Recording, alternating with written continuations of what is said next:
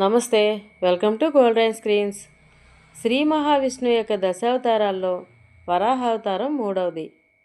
హిరణ్యాక్షుడు అనే రాక్షసుడు భూమిని సముద్రంలో ముంచేసినప్పుడు విష్ణు వరాహావతారంలో వచ్చి సముద్రంలోకి ప్రవేశించి భూమిని పైకి లేవనెత్తాడు. వరాహావతారంలో వచ్చిన విష్ణువు హిరణ్యాక్షుడిని సంహరించి భూమిని తిరిగి ప్రతిష్ఠించాడు. ఈ వరాహావతారంలోని విష్ణువుని భూమి, నీరు, వేదాలను రక్షించే అవతారంగా కొలుస్తారు. జగన్నాథుని ఉత్సవాల సందర్భంగా అనకాపల్లి జిల్లా చోడవరంలో శ్రీ కేశవస్వామి ఆలయంలో ఉపాలయంగా కొలువై ఉన్న జగన్నాథుణ్ణి వరాహావతారంలో అలంకరించి పూజాధికారులు నిర్వహించారు ప్రధాన అర్చకులు శ్రీ సుదర్శనం సీతారామాచార్యుల వారు.